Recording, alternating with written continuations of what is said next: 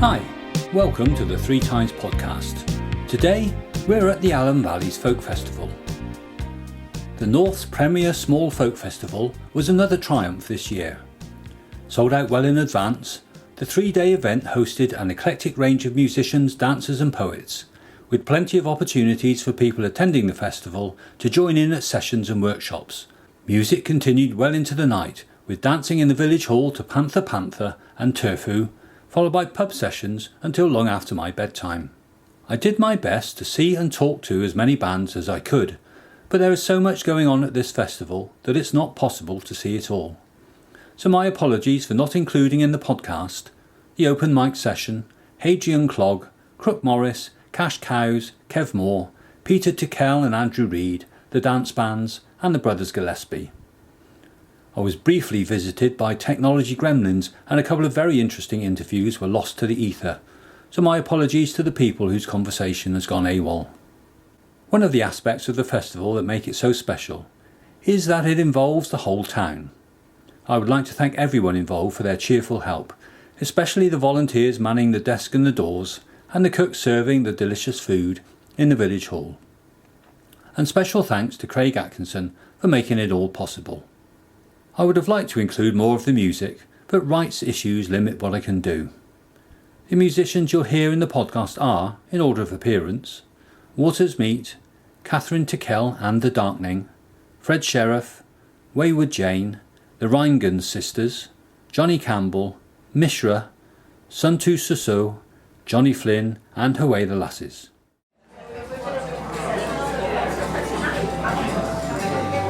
Hello. Welcome to Allendale and to the opening night of the festival. So we've got a fantastic night of music planned tonight. This is the 11th year of the festival. It's totally led and organised by volunteers, and they've done a fantastic job of putting on the programme of gigs this weekend. And there's some incredible bands from all over the place and loads of different styles of music, so there's something for everybody. Tonight feels quite special though because both of our bands are from the northeast, which I think is a great way to start the festival. Our first band is a duo from Newcastle. They have just recently recorded their debut EP. They've got their single coming out in October. They've got their EP coming out in November, and they've got an Instagram page, so you can catch them on there. I'm really looking forward to seeing them tonight. So please welcome Anna and Jessie, and this is Waters Meet.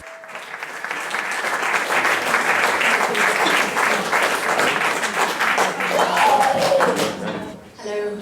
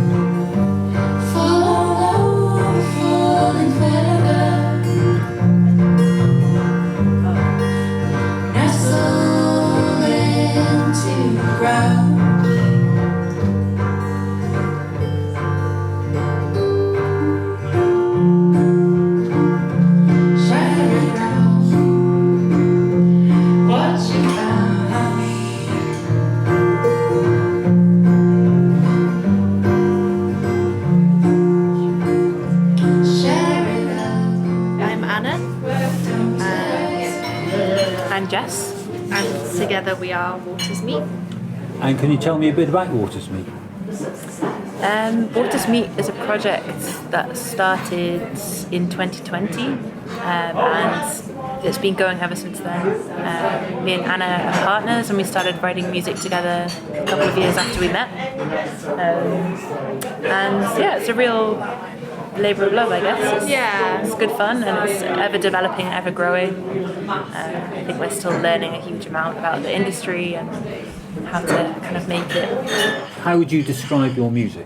Oh, this one's hard. We get this question a lot doing like various bits and pieces. We describe it as like heartfelt songs. We sing in harmony a lot of the time and or together in unison. So the vocal interplay is quite a big part of the music, I would say. Yeah.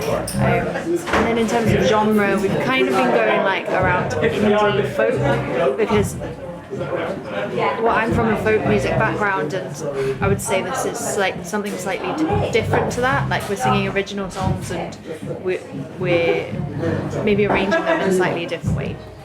So we kind of say indie folk at the moment, but that's just for lack of a better term, I think. Yeah. And where would you say you draw your inspiration from? Personally, quite a lot of indie bands, so like or indie folk bands like Bonnie Light Horseman, Bon Iver, Fleet Foxes, that kind of music, kind of quite gentle folk, which is inspired by a lot of the natural world and the kind of natural atmospheric world in very remote rural places and the power that can have on creativity and writing. We have an EP coming out on the 22nd of November, so it's 4 tracks long. We chose these 4 tracks because after gigs a lot of people would come up to us and say, you know, we love this track. So we decided to work on these 4 specific songs with a full band. So we have a drummer, a keyboard player and synth player who's my brother, which is great. So it's kind of a family affair as well. We have a double bassist and we have a banjo player as well. Banjo, gotta have a banjo in a folk band. So any plans to perform with a full band like that? Yeah, we're doing a EP launch gig in November, on the day that it's released actually, and we're going to perform with the full band there. Usually it's just the 2 of us. It's kind of it's more of a thing between us 2. We always arrange and write the songs together. It'd be quite nice to keep it that way, but because they're on the EP, I think it would be quite celebratory to bring them in for the gig. So we're going to do that together. And where's that gig going to be? The Cumberland Arms, we think. We hope. Yeah. On the 2nd of November? On the 22nd of November. Brilliant. And where can people find out more about the band and follow you on socials, that kind of thing? I think Instagram at the moment is the best place to find us. We put a lot of posts on there about upcoming gigs and sometimes lyrics and how songs are written and the inspiration behind songs. And there's often just some kind of light-hearted posts as well, like going on holiday. It's quite a nice informal way to keep up to date with us. That's probably the best for now. And is that at Waters Meet? At Waters Meet _. That's brilliant. Thank you very much. Thank you. Thanks for Good luck with the EP. Thank you.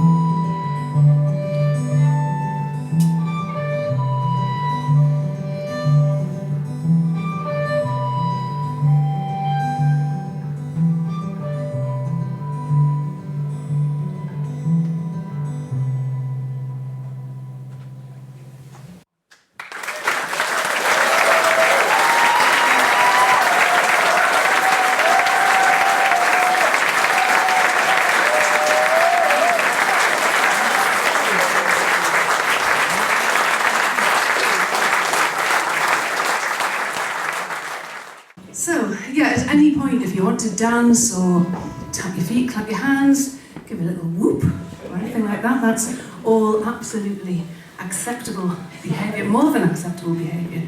You just want to sit, that's also fine, just whatever you want. We're going to play a tune that I wrote about Holy Island. What's a funny tune?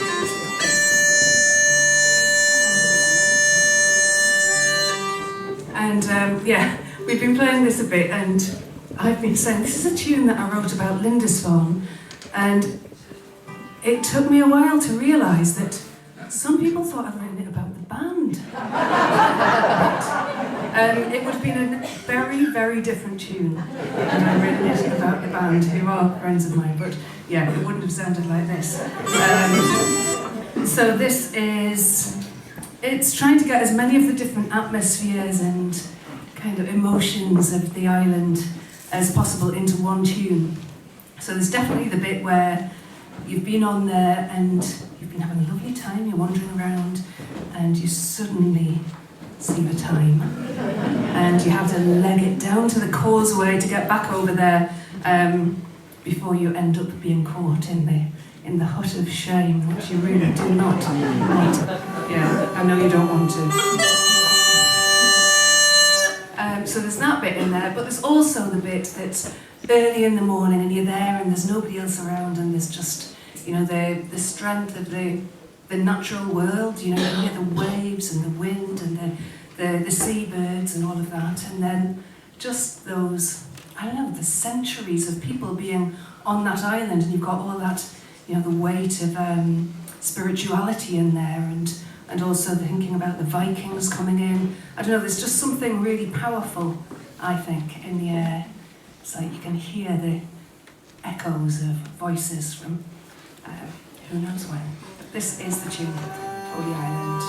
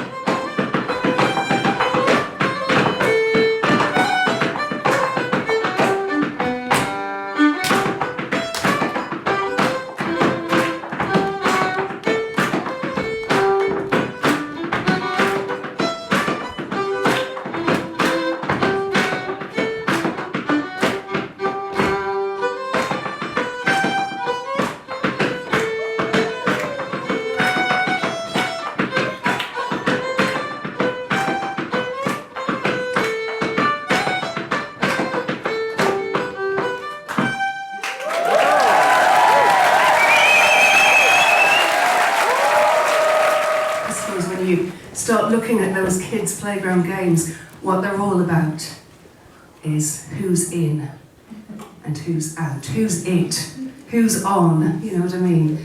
And then just suddenly over the last probably about the last month, I would say, we've been playing this song at a few festivals, and it's never bothered me before,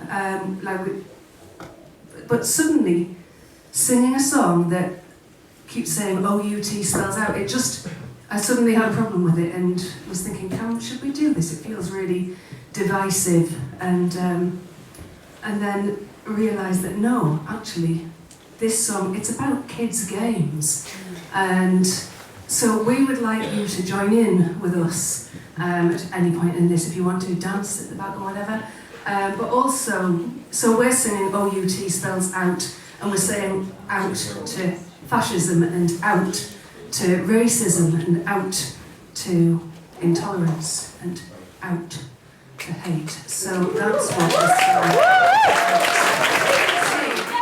Another makes three. Hollowbone. Hagstone. Yen and a twee.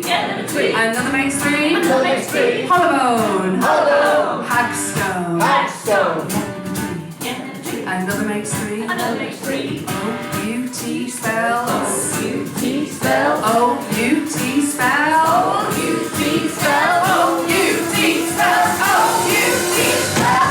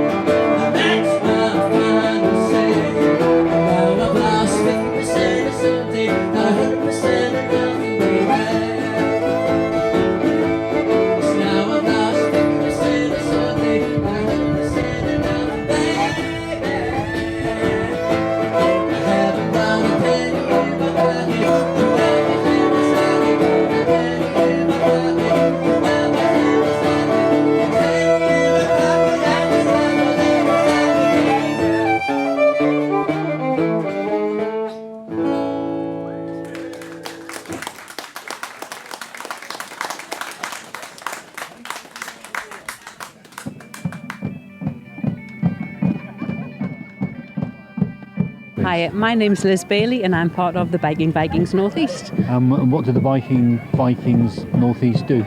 We spend our time raising money for brain tumour research, and we've been doing that for the last 10 years. And how do you go about doing that? We play at various shows, local events, and events like this today at Allendale, the Allen Valleys Folk Festival. It's been a great day. We play the music, so we've got Terry on a set of specially adapted border pipes and 3 drummers playing, but we also encourage the drummers, the children, to join in with the drumming with us. Yeah, which they were. Yeah. And then they also get a medal afterwards. Oh, wow. So everyone has a great time. Yeah. And you're dressed in some very, very fetching Viking attire, which is actually good in this cold weather, isn't it? It's been lovely today because I'm dressed in all my furs on a bit of a cold day, but it's been great fun. That's the same with everything. We'll have great fun when we're out. And we raise a lot of money for brain tumour research. Well, that's good. That's good. So in the last 10 years, we've raised £63,500. Wow, that's very good. But we have a great time doing it. And have you chosen that charity for a particular reason? Yes, sadly, one of our Vikings lost his son to a brain tumour 10 years ago, and he vowed then that before he died, he would raise £50,000 for brain tumour research. At first, we used to be dressed as Santa Clauses and drive around the local area in December, but of course, you can only be a Santa Claus for 1 month of the year. That's true. Yeah. So about 6 years ago, Terry came up with a brilliant idea. No, it was only 4 years ago that we would become Vikings instead. Because the Vikings were here for centuries, weren't That's they? right. and we've had great fun ever since doing that. They're a great little team. Yeah. Well, it looked great fun. So thank you very much. And it's a very good cause. So thank you. Well done. Had some lovely times. Oh Lordy me, oh Lordy me, oh Lordy me, didn't I shake sugary? Everything I've got is done and more. Sing a little song, it won't take long. Sing it right, about once or twice. Oh Lordy me, didn't I shake sugary? Everything I've got is done and more. Everything I've got is done and more. I pawned my watch and I pawned my chain, pawned everything that was in my name. Oh Lordy me, didn't I shake sugary? Everything I've got is done and more. Everything I've got is done and more.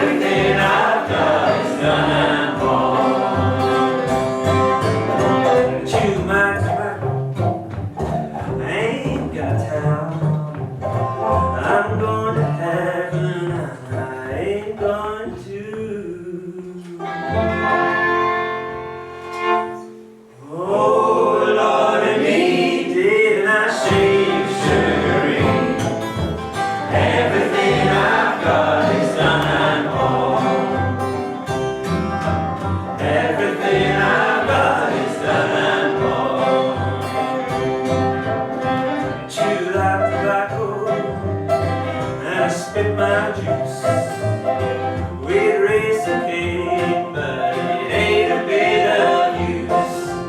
Oh Lordy me, didn't I shake sugary? Everything I've got is done and wrong.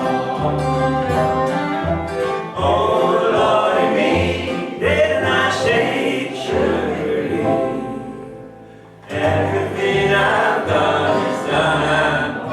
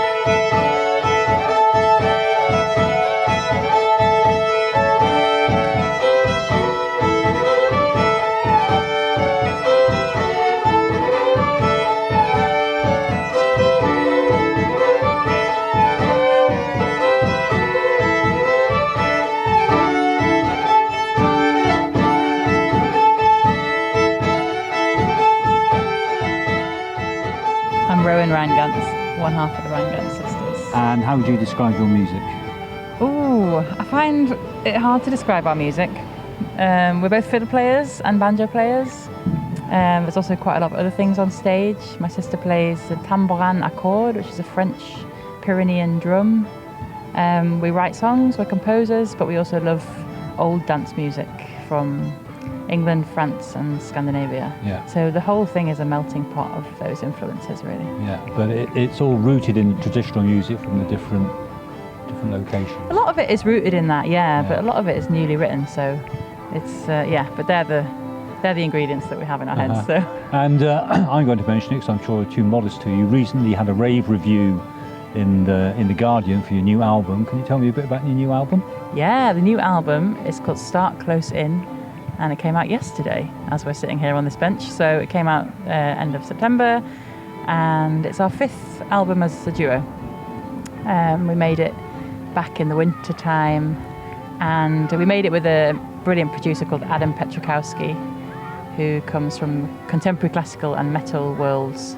So our traditional worlds and his other musical worlds is a kind of, it was a really expansive experience for us to kind of put our compositions into that pot and see what happened. And what contribution did the producer and that background bring to your music, do you think? I mean, every time we work with a different producer, it's a different collaboration, really. You always are kind of coming from different worlds, but I think Adam's sort of classical background really, especially with my sister who plays a lot more classical music, they kind of vibed a lot off each other in terms of thinking about the kind of narrative arc of tracks and arrangement detail. And then I think his metal background, gave us kind of the permission in a way to, I mean, a lot of our instruments, they're acoustic instruments, but they can be loud, they can be quite raw, especially the drum. Like, it's a percussive, it's not a beautiful sound, it's a kind of like, it's a quite, I don't know how to describe it, like earthy and rich sound. So it kind of gave us permission, I guess, to like invite, all the colours that we could make into the music. Yeah. Well, the reviewer was very impressed by the scope and ambition, I think, of your music, wasn't it? It was a lovely review, very nice to read. You never know what people are going to how people are going to receive what you make. Yeah, So or you just even throw understand it. And that's a really good point. I think that the reviews we've had so far, people have really got it, which is extremely validating, actually. Yeah, it's very nice. And it was some 4 years in the making, I understand. Was there an explanation for that gap? Or? It's really hard work. It really is. You know, we're full-time musicians, so our whole life is diaried up to a year and a half ahead with projects. We know exactly what we're doing. Like, you have to plan ahead so much. But actually, Receiver, our last album, came out in 2020. So if you remember, we also had a couple of years where we didn't really know what was going on. You know, live music was very challenging terrain. So it's taken a little bit of time to maybe feel the confidence of like, okay, let's get a record. Because it's an enormous effort of time and money to make records and to print them physically. So you need to know you got gigs and you can get out on the road and support it. So a little bit of that probably, but also we're just busy and like it takes time to ruminate on ideas, and we're developing a new way of performing, and that's kind of been slowly percolating while we've been gigging and thinking, I want to move around more, we want to, have different sound worlds and stuff. So it's good. I think time's good for these projects. Yeah. So in what way did your physical performance tonight change, be different from how it used to be? Well, in a very simple way, we're standing now. It seems a really small thing, but from our duo for the last 10 years, it's felt more like a classical concert, as in like we've been sat on stage, we've kind of built this nest of instruments around us, and we kind of, we're seated, and there's an energy that comes with that. But for this, we want to be freer, I think, to move, to like express the music in our bodies more. We're actually going to be dancing a bit in the show come the autumn. Because a lot of this music's dance music. So we kind of wanted to just bring it to life a bit. And I was struck also by the fact that the audience, as well as appreciating the more traditional styles of some of the tracks, they really did like the ambitious stuff, the less conventional stuff, let's say. I thought it's pretty cool, isn't it? Because you think that kind of stuff, the response would be a bit muted, but actually it got a couple of the biggest cheers of the night. That's nice. Well, they're a good audience here.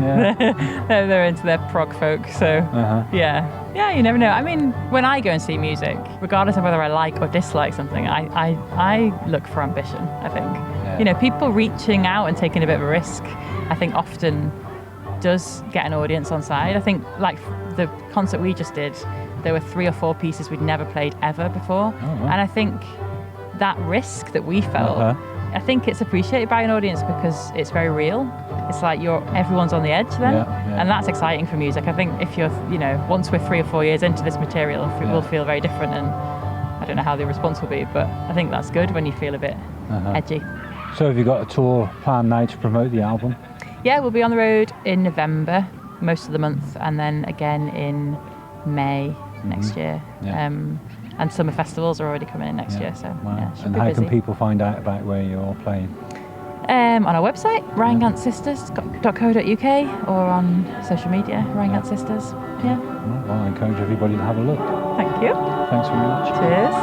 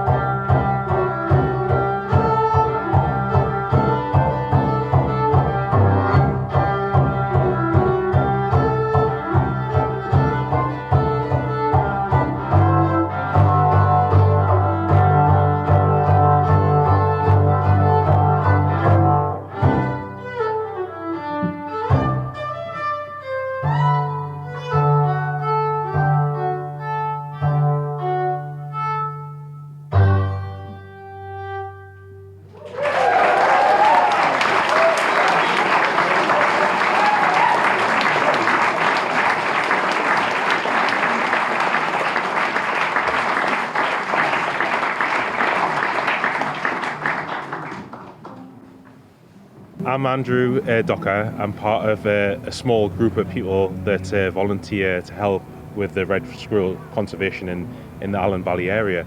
Yeah. And you've got a stand here. What's that for? We've got a stand just to try and raise a little bit of money. My sister's organised this, just selling cakes, which obviously what most people like, and we're selling a little bit of merchandise, which we sell squirrel toys and Hessian shopping bags. And what's the position locally with red squirrels? There was a wood just outside of Allendale where there was a small population of reds that were still there, so we were making an effort to go up and try and feed them, put cameras up to monitor any grey invasion into that area, and we've continued to manage to do that just about throughout the time.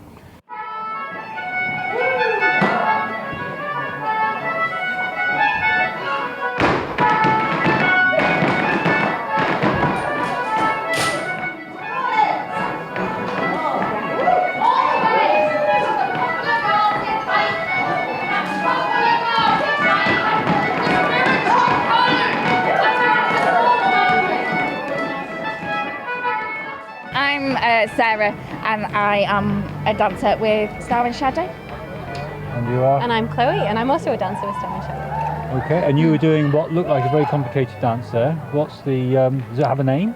Yeah, so it's called rapper sword dancing, and it's from the coal mining traditions of Northumberland and Durham. And some people think that they used these swords to scrape the sweat off pit ponies, but some people think that that might not be strictly true. So where do you think the swords came from then? Well, they come from that tradition. Yeah. They are sprung steel, so they're bendy, and they've got two handles. And one of ours is twizzly, and the other one's sort of what we'd call a flat handle. Yeah. But before the bendy sword dancing, there was the long sword dancing tradition, which continues in other parts of the country. And are there other dances that you do with swords? We have a couple of different dances that we do. Some of them are traditional dances, so other teams have done them in the past. For example, there's a New Begin dance, there's a West of Hope dance, there's a Wall Bottle dance, and there were lots of traditional teams that had that as their main dance that they did, their main routine. But we've also written our own dance, which is called 10, which was our 10th anniversary dance for the team. And before that, we were doing a dance called Gin, which is a celebration of all the different gins we have when we go around the pubs doing the Sounds like a good group to be in, this one. Yeah, no, it's good fun. Yeah, and I noticed that as the rest of the group were doing the hard work, you were wandering around shouting. Yes. So I took on the role of the Tommy, or the character. So usually there's a person who is that mediator between the dancers and the audience. So that role sort of is part comedian and part safety. So, we've had it in the past where a dog has walked into the set, or if a sword breaks and things like that, or a drunkard. Someone tries to join in. Or barge through. So it's quite an important safety aspect, but then also hopefully it brings the dancing to life, because it is a bit complicated. I think it's a theatrical element, and a lot of the longsword teams, they often did mummers plays, and they often had a Tommy character and a Betty character, so there was a male and a female, and it wouldn't always be, it would sometimes be somebody dressing up as the opposite sex.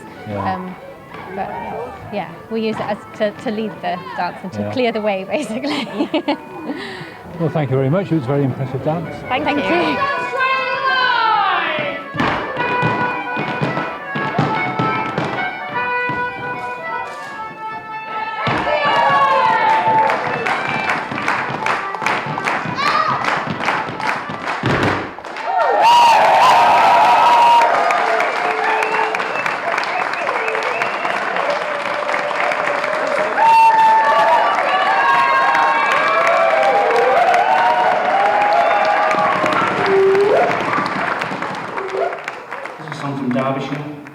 It's one of our oldest folk songs in England. Its origins go back 500, 600, 700 years.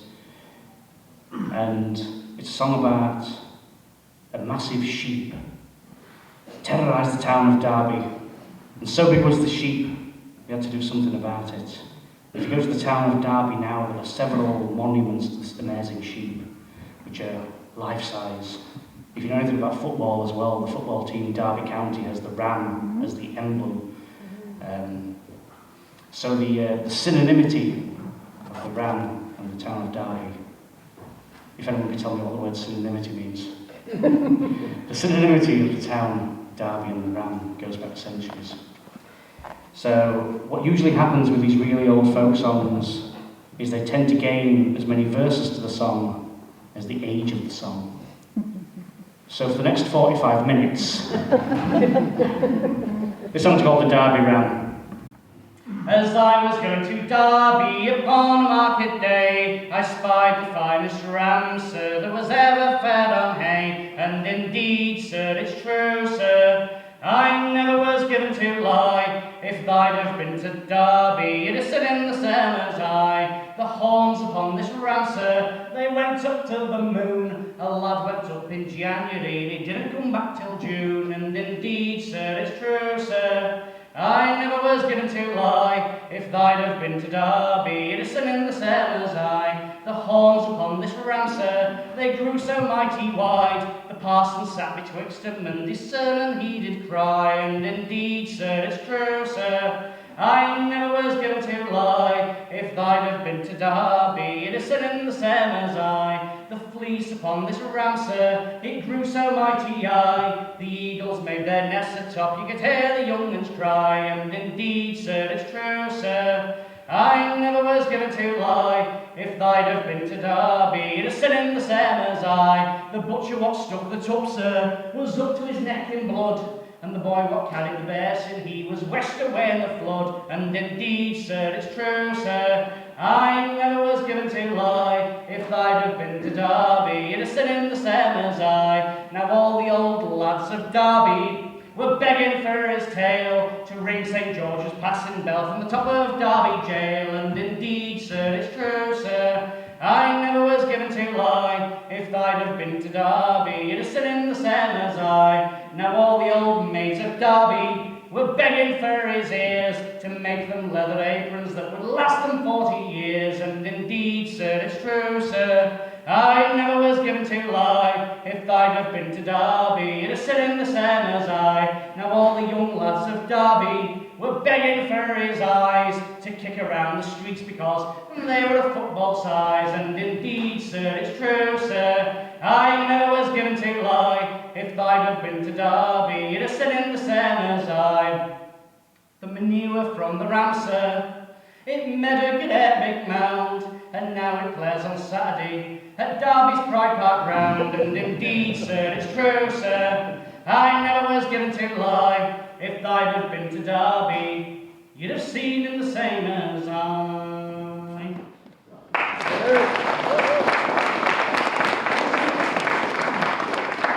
I'm Johnny Campbell, a folk musician from West Yorkshire, and I do my own songs and traditional songs of Northern England that kind of focus on land access, radical history, and the connection and disconnection to the landscape.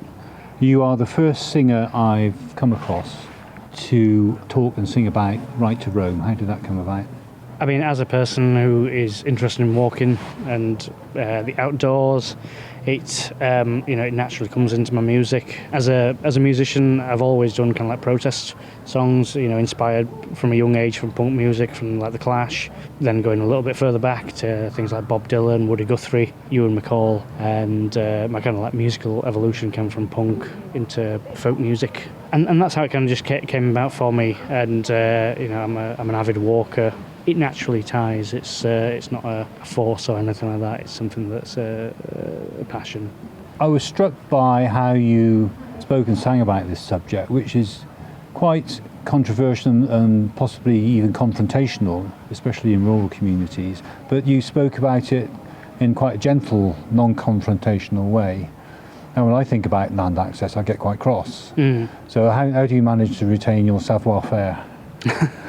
The thing is, I don't like to kind of like label myself as like a protest singer and just like, get the soapbox out and stand on it and start ranting and raving. Some people do it very well. I wouldn't be able to do that.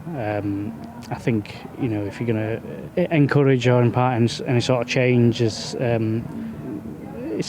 a more considered kind of approach. And there's a lot of people who aren't aware of the right to roam. They aren't aware of. This is what I kind of come across quite a lot. Actually, a lot of people are just not aware of how much we're not able to access in this country. I think it's coming from the first point of just letting people know about it is the way to do it. And there's lots of other people who are doing it, musicians and people like Nick Hayes and Guy Shrubsole who are writing books about it. They're tackling it from different angles, and we're all doing our kind of thing to promote and encourage it. Yeah. I've been reading the Book of Trespass by Nick Hayes. I would recommend that to anybody who's got an interest in land access. It really is outrageous what's been done to the ordinary person, isn't it, having been deprived of their right to walk about the land that they live in. Yeah, and it's it's quite a unique situation that we've got in England compared to Europe, where it's just by the kind of like the cruel fate, in a sense, of William the Conqueror, when he came and just handed out pieces of land to his his friends, basically, and that's kind of stuck around for 1,000 years as the concept that if you own a piece of land, you can forbid people to access it, which is not the the done thing across Europe. If you own a piece of land, you can't forbid people to access it, to walk on it. So in places like Norway, you still have dukes, you still have lords, but they own large tracts of land, but they can't forbid people to access it. And it's just a unique situation that we have here that's outdated, and it's high time that it changes. I was impressed that you managed to integrate these points into your music, because you've got an album of songs where you sing each song from the highest point in each of the counties in Northern England. What gave you that idea? I mean, going back a little bit, it was the start of the pandemic. I'd been wanting to do recordings outdoors. Basically, you couldn't do anything indoors. Studios were off limits to be able to record. And also I found that the studio environment, I find it quite stale, tedious environment to record in. I've always felt a bit more natural to just record outdoors. Then the concept was kind of born from that. It was actually more of a private thing that I wanted to do. I'd never had the intention of releasing it as an album, but when it started gaining a little bit of traction with things like Folk on Foot and BBC Radio 4, it seemed kind of like natural to release the album. It actually got to a point a few months before the scheduled release where I realised that some of it had to be re-recorded, purely because it was a private kind of album to do, and it's like, it's got to be a professional studio recording, so I've got to go back to the places and I've got to re-record it, half of the album within a month. So no, it's that was the concept. Yeah, and that album's called True North. True North. And where can people find out more about your music and buy stuff? The best place is johnnycampbell.co.uk. That's my website, and on there you can see the videos of a couple of the songs. One of the songs was actually recorded with Brothers Gillespie, who's from the northeast, where we recorded the video and the audio at the same time on Crook Hill, which is the highest point of Tyne Wear. It's a little bit of a challenge to kind of record the video and the audio at the same time and get the right take that fits all in together. But the conditions were favourable, and managed it, and it's been a challenge, an interesting one, and I'm proud of what's been achieved with it. Yeah, good. Well, it sounded great. It was a great set. Oh, thank you. Thanks very much. Cheers.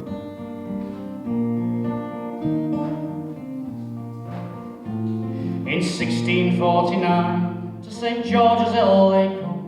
The diggers came to show the people his will. Landlords they despise, clergy they defied to reclaim rightly what was ours. Through courage, through might, and body the people's blood, their homes and crops raised to the roots below. The struggle was not in vain, we'll sing them again in our quest for the right to roam. We can go for that one again. The struggle was not in vain, we'll sing them again in our quest for the right to roam. Rising plumes of acrid smoke bellowed out those woods you choke, a plan to liberate the working folk. When Rothman heard the call to the moorland for a stroll, free the heather from the bondage of a few. For just one day a week on a Sunday for to seek, bid adieu to the clag for moorland men. The struggle was not in vain, we we'll sing of them again in our quest for a right to roam. The struggle was not in vain, we'll sing of them again in our quest for a right to roam.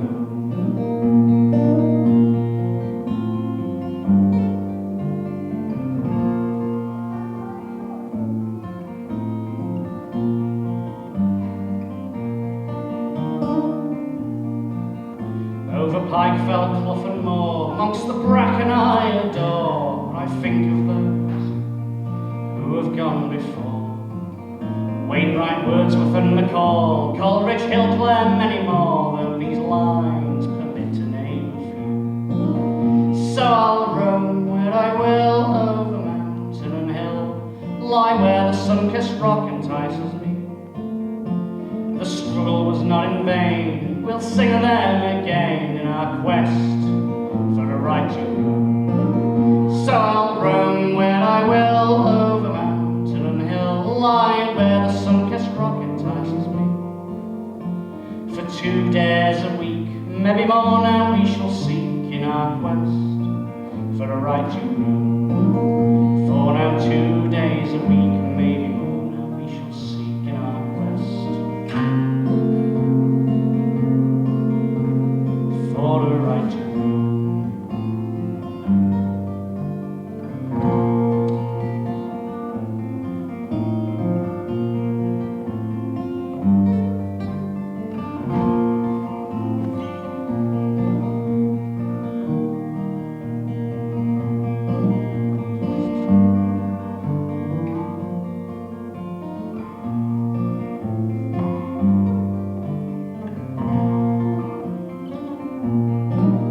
So I'll roam where I will, over mountain and hill, lie where the sun-kissed rock entices me.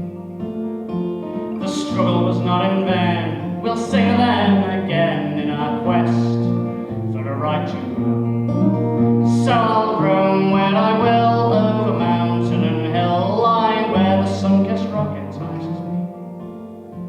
For 2 days a week, maybe more now, we shall seek in our quest for a right to roam.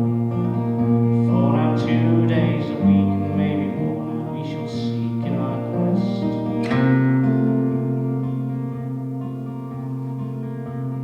for a right to roam.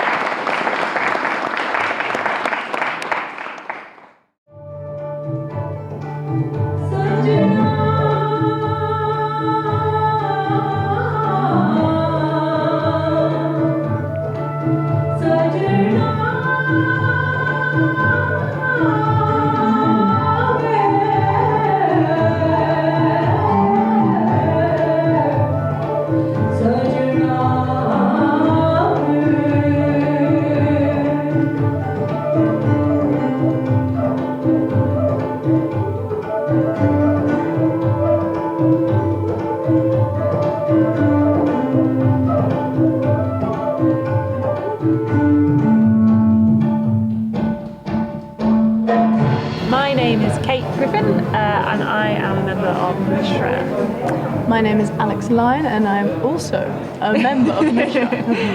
And could you tell me a bit about Mishra? Yeah, so Mishra is started as myself and Ford Collier when we met in Sheffield University. We started playing music together, and we sort of met through playing and studying Indian classical music at the university with John Ball, who's now a tabla player in the band as well. And we sort of grew. Joss Manhazel joined us on bass, and then Alex here joined us on clarinet and vocals, and obviously John. And then last year, or 2 years ago, 2 years, we started working with Deepa Shakti, an amazing Sufi vocalist, and we just keep getting bigger and bigger. Growing and growing. Well, I have to admit my complete ignorance about Indian music. Presumably there are many styles. Yes. How would you describe yours? Well, some people don't like the word fusion, but I think fusion is fine as a word. I think it's music that we just find interesting. Like within the band, we have lots of different influences. Like I'm sort of came from a more Americana singer-songwriter background. Fud came from a more Celtic background. Alex, I'm more from like classical and contemporary background. And Joss did a bit of jazz, obviously, and then John and Deepa. John studied Indian classical music and played santur, which is like 100 strings. It's a beautiful, beautiful instrument. And so we started studying with John, just a little bit. We don't, know very much, but we found studying rag-based music just really inspiring. And we all learned a little bit of tabla, and it gave us a different language to sort of understand rhythm.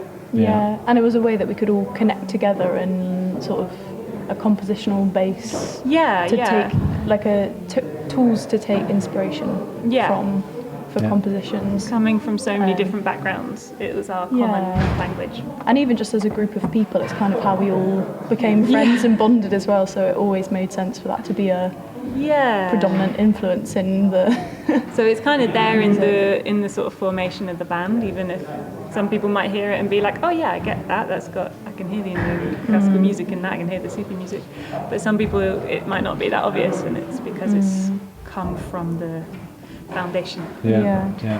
So do you play mostly your own compositions, or is it a blend of traditional and personal stuff? I think it's a lot of the material is derived from traditional tunes, whether it's from sort of Sufi traditions or sort of Punjabi folk, Celtic traditions. But I'd say all of it's been sort of woven in our own way. It's there's tunes that I'm sure people hear and they go, oh, I know that tune. But we sort of try to take that material and make it our own.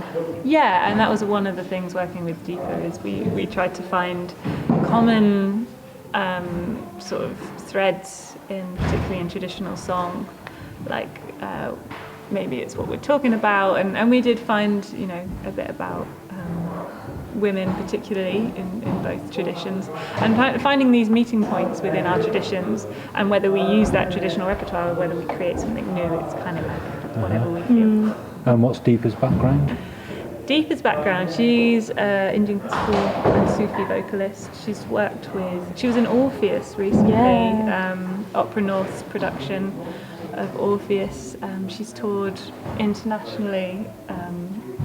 Kafaya, a band that we were really inspired by actually. She used to tour with them. I think Deepa's from the Indian classical background, but again has always had a bit of a fusion vibe. Sort of after she released her first album, that's when I think you guys had her in mind. It's like, oh, this would be someone amazing to work with, because she already has that kind of mindset of wanting to push boundaries and try and find those meeting points with the material that each kind of group are bringing to the table. So where can people find out more about Mishra's music? So Bandcamp is probably the best place because it's a great place for musicians. Our Bandcamp, just Mishra Music, or we're on Spotify and Deezer and all the streaming sites. Go on our Instagram, mishra.music. There you go. Or sign up to our mailing list. We like sending our monthly newsletters with foraging advice for mushrooms.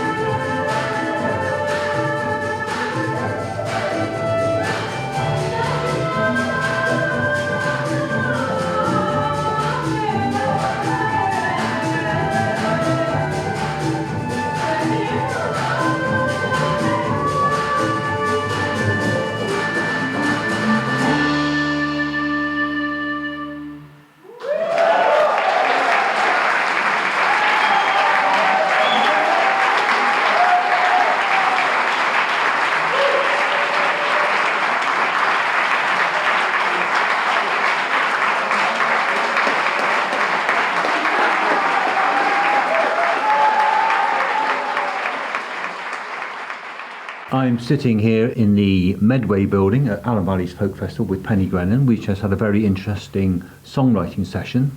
So Penny, could you tell me what role you think a songwriting session like this has at a folk festival? Yes, I think it's a really good opportunity for people to explore further their interests. So you can assume that people come to a folk festival are interested in folk music. So they've got that interest, they're engaged with it enough to spend time and money coming and listening to bands.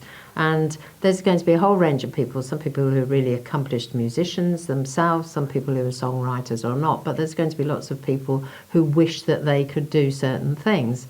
I think there's probably room for music workshops as well at folk festivals, but particularly songwriting, because it just is such a personal thing and anybody can do it. The thing about learning an instrument is that you really have to put the time in. But lots of people write, or they used to write, or they wrote poetry. You know, it's something that everybody has that skill. And I think that it fills quite a nice gap, really, either to explore whether it's something that you want to do, or if you're already doing it, to pick up hints and tips and ideas about improving what you do, or understanding, you know, a bit more about music, or also for signposting. So wherever people are in a songwriting process, there's always lots to learn. Everybody will be at different stages, and then it just helps people move their practice on, and I think it contributes to their further enjoyment of the music they're already engaged with. Yeah. I find myself a lot more these days, I'll go and listen to something, and even if I don't like it, I'm analysing what they're doing and thinking, well, I wonder why they're trying to do that. So you develop a critical language which opens up all sorts of doors, and is a very interesting thing to do as well. Yeah, there's something about being in a musical environment like a festival where you're surrounded by music and everything is related to music, and you're kind of cut off from the rest of the world. And at a session like this, I think it's kind of helping people take a step forward, isn't it? Because we have people in the session, some of whom would like to start writing songs, but are hesitant about making a start. But there are other people who've been doing it for some time, but are less confident about putting their work out for public scrutiny. But it puts everybody in this position where you think, well, I'm in this environment now where it's much easier to make this step forward. And I think that's very helpful, isn't it? It is, yes, because I think in a way it's a sort of retreat from the world, isn't it? If you're doing your day-to-day job and then you say, I'm going to write a song, it's very different to being in a sort of where it's culturally normal to be creating and experimenting and trying out different things and expressing yourself. So yes, I think you're absolutely right that it's the step that people might have to take is much smaller if they're already here.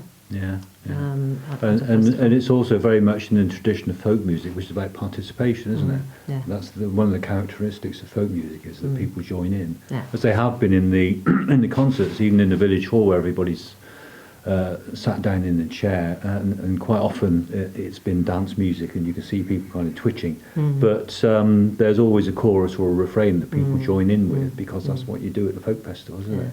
Yeah. And there's also some sessions being run, and people will have brought their instruments with them. So yes, it is very much about participation and sharing. It's the whole idea behind any festival is sharing, isn't it? And so do you think that the people who came here will be further pursuing their aspiration to be songwriters? I hope so. It was an interesting mix of people. As you've said, there were some people who write songs. There were some people who are very good on music theory. There was somebody who's been an academic writer and wants to break free of that.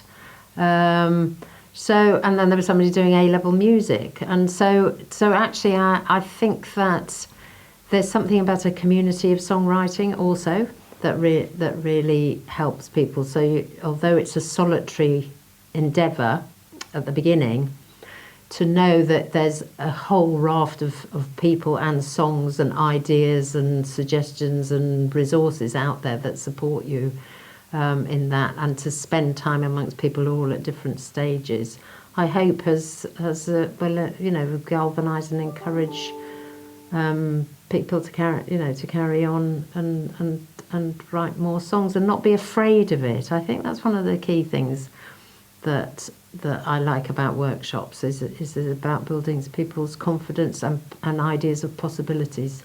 Yeah. Because people self-limit all the time. Yeah, yeah. And so even if it spills into some part of their life which is not necessarily songwriting, that they just think it's all right to have a go. Mm-hmm. So we're just talking about to somebody who's saying that they wanted to learn an instrument.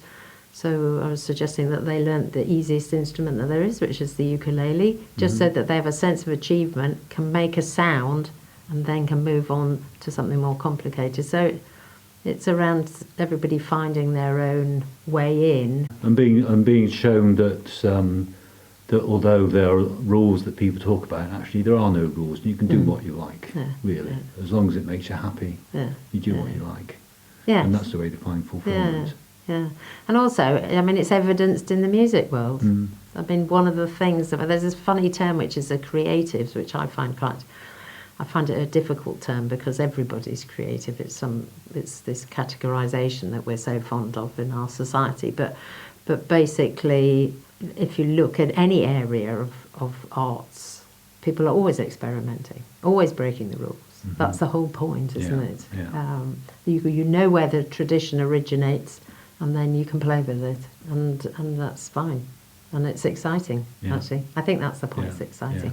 And it's giving people a voice, to say what they think and express it in whatever they want, the way they want. Yeah.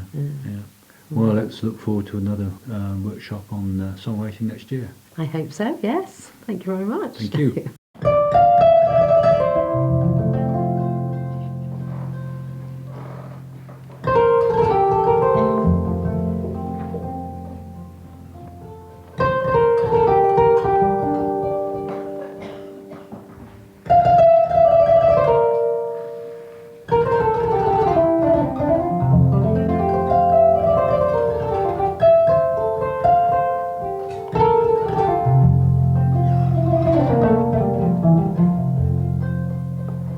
My name is Sundu Suso, a kora player from West Africa, the Gambia, and based in the UK.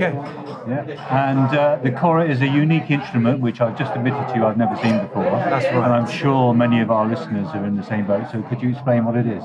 So the instrument itself is made out of a pumpkin, calabash, and it's covered with a cow's skin. There's two handles and a neck in between. And then the strings is simply Vision-line strings. And we play it with two thumbs and two index fingers. The left thumb plays the bass line constantly, the right thumb plays the melody constantly, and the two index fingers improvise at the same time. So that's how we play the instrument. And there are 22 strings, so there's quite 22 strings. Well, more than two handfuls. Yeah, it is. And how is it tuned? We tune it in different scales, and we have like few traditional tunings from back home. We have Silaba, we have Sauta, we have Tomora, we have Tomoraba, and we have Hadrian Clog. So all these are non-Western scales? Yeah. That gives it its unique sound, I imagine. Yeah, but Silaba is B flat, so it's like B flat kind of thing. Yeah. But you can have it on a Western instrument. So a Western person with an instrument can play with me. Yeah. But it's not like all the notes that I have within the chorus. Some notes are restricted in the chorus. But I've got like a chromatic tuning peg where I can flip up, down, or I saw you doing that. Yeah. That's amazing. And you told some interesting stories about how people who play the kora have special status. Yes. Yes, they're called griots. Yeah. And what do they do? Griots are historians, storytellers, and we carry the identity of the people through oral history. Because back in the days, we don't have a written history. So a griot will memorize everything about your family's ancestry. So yeah, we play in different events, naming ceremonies, weddings, parties, and yeah. And you also take bad news to the king, you say? Yes, if right? people will come to us and give their complaint about something that the king decided to do, which is very illegal, and everybody is mourning, and we'll take this instrument and go to the king and say, hey, I think the idea you're trying to bring is a very, very bad idea, and you should change it. Yeah. And the king will be like, okay, And he always says yes. Yeah, always said yes, yes. because people really respect griots back home there, because you got to respect griot. So we're peacemakers. Anywhere there's like a fight, the word jalo means the word the griot of how to say it in my language, Mandinka, is we call it jalo, and jalo means build it. So anywhere that's broken, we go there and fix it. So that is our job.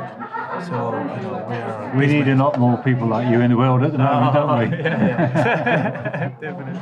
So are you on tour in the country at the moment? Yes, I mean, I'm based in the UK, Yeah. so I go back and forth here in Gambia. I've done a spring tour, I've done a busy summer tour, and this is actually the last festival of this one. And then now I'm heading to my autumn tour now. Yeah. And where can people find out more about you and your music? I'm on Facebook and Instagram. They're all Suntu Suso Music. People can find me there, and I've got lots of exciting things coming. And please keep an eye, and I'll be, there posting things, and then that's somewhere to find me. Yeah, We'll do that, and we'll hope you come back here in the near future. Thank you. I hope so. Great. Thanks very much. Thank you very much.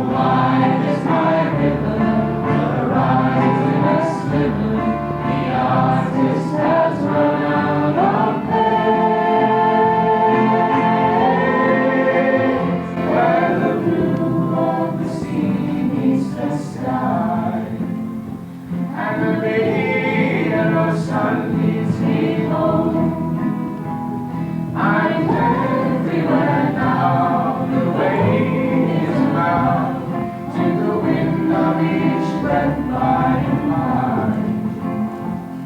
The water sustains me without even trying. The water can't drown me, I'm done with my dying.